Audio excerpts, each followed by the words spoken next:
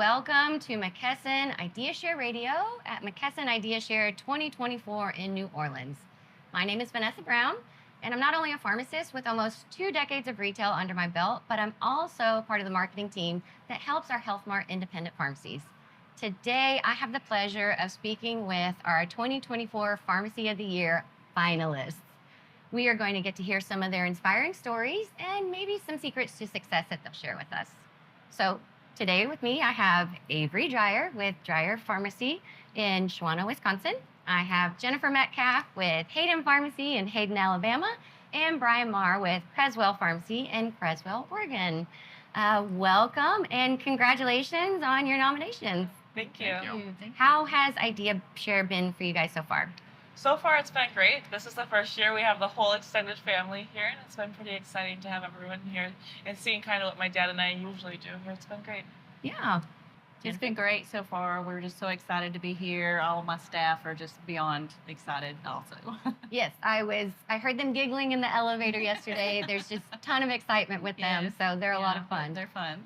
Ryan, what about you? I always enjoyed the festivities and meeting people I see once a year. You know, I've been coming, 15 years or so, and so you see a lot of the same faces.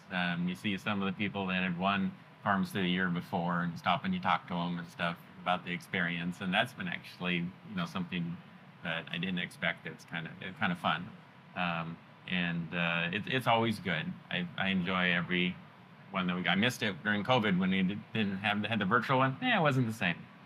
Yes, definitely excited to have everybody back here, especially in New Orleans. What a fun town, right? Yes. Opening session was great with the band. Doc was awesome.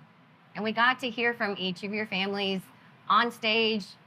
The videos were so heartfelt. Like, I got teary-eyed. Like, I love being a pharmacist. I love hearing your stories. And, it's amazing that we all get to come here and share ideas. So, Avery, first year of pharmacy school under your belt. Yep. How do you feel about that? Pretty good. It was a good year. The good Glad year? to go back. Yeah. And I know your father's just so excited that you get to continue on the tradition in your pharmacy. So that was a really cool story to hear. I hear you guys do a lot of branding work. You've got like some polos and some sweatshirts, and they're getting kind of popular. Yeah, we do quite a bit of branding work. We're very big on making sure our brand is consistent, and everyone knows when they see us in our Health Mart polos or crew necks for the cold winters that we're here to help, and this is what we do. We had a patient who's just like, how do I get my hands on one of these? I love that you guys wear these, and I want to tell everyone all about you. So when we did our order, we ordered her one, and we brought it to her, and she actually shed a tear. She was crying because she was so touched by it. The community likes them. We like them. I asked my coworkers, hey, why do you like your Health Mart polos? Why do you choose to wear it? And they're like, well, it makes me feel like I'm part of a team, or it gives me a sense of pride, but also it's easy. So I kind of want to put out there that we don't make our employees wear the polos. It's totally up to them. And most of them just choose to wear them because they like how it looks, they're comfy, and they have a sense of pride in their work and feel like they're part of the team. I don't really know how much I have to add to this as far as our branding work, but we are pretty consistent in our brand, and we do stick with the blue and green of the Health Mart, and so everyone knows when they see us what we're about. And our brand as a family and as a community pharmacy is we're very family-oriented and community-based, so we really do push that and demonstrate that by attending community events and showing up as a family to those things. Wow, it sounds like your best marketing is your family and the confidence that your employees have within the store. Jennifer, did you want to say something? Yeah, I agree. I also make shirts for my employees to wear. We have one man that does the screen printing, and so I get the Health Mart printed on our shirts and on the back. And I get a different color each spring and then one in the fall. And of course, they all like the sweatshirt or the long sleeve because they say I keep them cold all the time, so they like that. But they love the branding too, and our customers see that and they can recognize us anywhere. And then we also give them out during, we have like a Hayden Day that we participate in, and we give out our T-shirts to our customers there. And then last year, we had T-shirts made with our bird on the back, Sam, because everybody loved Sam, our African gray parrot. and they just went crazy over them. So like everybody in town was wanting to buy Sam shirts. So it really does help with getting our branding out into the community too, and a sense of pride with our employees to wear them every day. So I agree with that. It's a good idea. So you had Sam the parrot, which I heard he just recently passed. Yes. We're so sorry about that. Yeah, Got to see a picture of him. He looked cute as a button. He was. And you guys have special. a koi pond? We do have a koi pond. We've had 3 koi for about 17 years. Oh, wow. So they've been around almost as long as I have. And everyone loves them. There will be families who will come in from out of town. Maybe they come up to Shawano once a year for their getaway. And the first thing they want to do is feed the koi. Oh, wow. So they've gone from about this big to this big. But yeah, they are kind of what makes us a destination. People love to come in and see the koi, see that they're still here year after year, and hang out with us. So are they inside your gift shop area? Yes, they are. Okay. Wow. Well, if somebody was wanting to work on their front end, their gift shop area, and expand it, what are some tidbits you would give them? Something we say in pharmacy school a lot is start low and go slow. And I think that's really applicable here too. I wasn't around when my grandfather started our gift shop, but I was there for the transition of when my aunt said, hey, let's get into some more boutique stuff. And then she kind of slowly transitioned. She started a little bit here. She tried this. Okay, that worked. Let's go on. So maybe let's start with jewelry. Okay, that's going pretty well. Let's add a line of hats and mittens for winter. And that went well. And then now we have about 7, 8 lines of boutique items that interchange every season and really bring people in. I think it really helped to kind of find your market, what they're looking for, find the price point that you're comfortable with, and leaning into what they may like. For example, we're a tourist destination.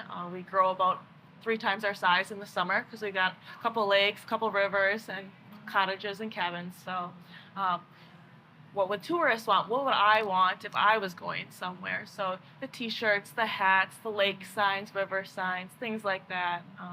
I'd really recommend going out and doing your market research. What do not only my tourists want, but also my locals? What are something our community is missing, and really filling those gaps for them. That's awesome. I love looking at the pictures of your aunt and grandmother Oh, on yeah. your Facebook page modeling the clothes. Thank you. So Yeah, cute. I have to give all the credit for that. They really do go out there and model for themselves, and that's also part of the branding, showing off, hey, it works for us. This is cute. And promoting yourself that way through our Facebook. That's really great. Brian, you guys have a big front end with a lot of local artisans as well, don't you? Yes, that's been neat. Inviting the community to come in, and it's almost an everyday thing. It's just like, oh, is this locally made? You know, and they sell really well. We've gone through until we found the right mix. So we wouldn't exactly accept everybody, which it can be difficult. You got some local coming in, hey, I want to sell my craft, and maybe it's good, we just don't think it fits, or maybe it's not good and we don't want it. But so it can be difficult finding the right mix. But that's been amazing. But keeping the front end clean and organized and stocked is super important. At our first store, I went through a time period where we were so busy we had neglected the front end, and you could see sales that dipped because of that. But we're back on top of it now at both stores, and that's been great. But Yeah, clean front ends, make them welcoming for everybody to come in, finding local artists, and people want to come in and support their community, having things for the tourists that come in. I want to come visit now. Can you guys rent me a cabin? I'll come visit in July when it's blazing hot in Texas. Okay. Jennifer. Yes. You recently had RX ownership come in. What was your experience with them? It was really eye-opening. They basically asked for my financials to give to them to kind of do a checkup on what we look like. And they asked me several questions. Well, have you asked your accountant about this? Have you asked them about that? How many turns are you doing? And I was like, I have no idea. I said, well, you need to know these certain things. And he gave me tips on different things to ask my accountant about, if I was getting deductions for this, or if I was getting deductions for that. A lot of different things that are, I guess, will be unique to each pharmacy that they'll go through for you. And I talked with my accountant, and he's like, yeah, these are some good ideas. We'll sit down and review everything for you. With my 2 stores, the biggest thing was how are you splitting up both of your stores? And I wasn't really splitting them up. We just kind of divide things between the 2 stores, and I'm leaving it in my books just kind of like that. And he said, you really need to split this up for the future. So if you want to sell them independently later, you've got more of a record of what you're actually doing for each store. That's just one example, but there's many things that they helped us with to help us focus more on our cash flow. They suggested that I get Inventory IQ to come in and count all of our inventory and to manage our inventory better, to get our inventory level down so we weren't carrying as high of an amount. That was the best suggestion that we got. That worked great for us. Great. Did it help with your inventory turns and reducing it? Yeah, from 20 to 24. And we've been able to maintain the lower inventory. Even 20 is good. Yeah. That's impressive. Yes. And my techs have been working super hard to keep our inventory level down and watching it much more closely. And that's been the biggest help to us, is them suggesting that. So yeah, money on the shelf. Yes, yes. And so I really am glad that I talked to them. So it would really be of benefit to anybody to do that. That's awesome. So we saw in your video, you have a state representative that comes into your store as a customer. Yes. You get to talk to him on a regular basis. Yes. For those pharmacies out there that may not have a state rep that comes in as a customer, what advice would you give them to get involved? It's very important to get involved and find out who your state representative is. Some of us don't even know who they are. It's strange. My 2 stores are 6 miles apart, but yet I have 2 different state representatives for that area. It's split right down the middle. Fortunately, one of them is my customer. And so you just need to be diligent. Keep asking them to come by, come visit, and see what you deal with on a daily basis. Because until you get them in your store, they're not going to understand. You just have to be persistent and keep on at it, and get other pharmacies in your area together with you. That's what I did when I talked to him about the Fair Meds Act here a while back. We have 2 other stores that are close to us, Cleveland Pharmacy and Locust Fork Pharmacy, and asked if they could meet us all together and us all talk to Representative Standridge together so he could understand. He asked us a lot of questions, be able to answer them and teach them, educate them on the issues and how it affects the pharmacies. He says he hears, 80% of the complaints come from his constituents, the people. And he said rarely does he hear from the business owner and hear their side of it. He just hears the people saying, oh, hey, we don't want to do this, or we want this. But they want to hear from us. So that's what I would suggest. Just be persistent about getting them to come talk to you and come to your store. Did you call him up on the phone? Did you write letters? Did you send emails? He's my friend on Facebook. So I sent him a message on Messenger, and I said, hey, can you drop by? And he said, yeah, when do you want me to come by? So, yeah. Okay, I'm going to start Facebooking friends and people. All Right. Well, Brian, I hear you guys host a lot of fun events. Yeah, not enough, but because Not it's enough? really enjoyable. So my wife plans them, and she always exceeds my expectations. She plans and gets all these materials and goodie bags to hand out and stuff. Oh my gosh, look at all these goodie bags. There's no way this many people are showing up. And we have, she always plans something fun and exciting. So we had the No Drama Llama there, and people would literally be driving by and stop to go check out what's going on with the llama. She had another year a bunch of, and I'm saying anniversary because those are the biggest events that we do, and but we do some smaller ones too. That's always fun. She had some blow up dinosaurs, people in dinosaur costumes running around, and they did an amazing job. The people that were in those dinosaurs. That was a hot day, and they were just a sweaty mess. But we had kids and 2 adults in those. And that was amazing. But yeah, she'll exceed expectations every time. It's just like, I feel like I'm a downer. But I just don't see it. Or I'm there and our staff pharmacist is there, and the I'm just like, oh well, I'll be doing the bench too and let the staff pharmacist out there, and but I'm too involved with everything that's going on, so I ended up being part of the festivities, which staff pharmacist is like, yeah, I'd rather do that. Do you feel like these events bring in new customers, Oh, or yeah. is it, and it's also keeping your current customers happy? Yeah, definitely keeping our current ones happy, but like I said, people stopping to see the llama or really the Model T, it always draws attention. It's like we had it at the pharmacy. Anytime there's anything going on there, we bring it down because it draws a lot of attention. But we were going to go to lunch one time when we had it there, and I'm like, oh, let's take the Model T, and she's just like, we've only got an hour. You're going to get stopped. Yeah, you're probably right. And so on the way out to our other car, hey, is that your car? And they talked to me for like 10 minutes about it. So, and that car was purchased by my great-grandfather, and it's been in the family ever since. So it was passed to me about 2 years ago when my father couldn't keep it anymore. It's just an amazing story with that, and it's fun. And I'm very mechanical, and I work on it a lot, and I just really enjoy that. But probably the biggest as far as marketing and stuff goes, and of course, it's the type of thing that you wish you would have done earlier because it was so successful and you'd been thinking about it for a long time. Well, our city they don't have much in the way of sign regulation. I know some places do. And so I finally got my big pharma sign. And so I call it my big pharma sign.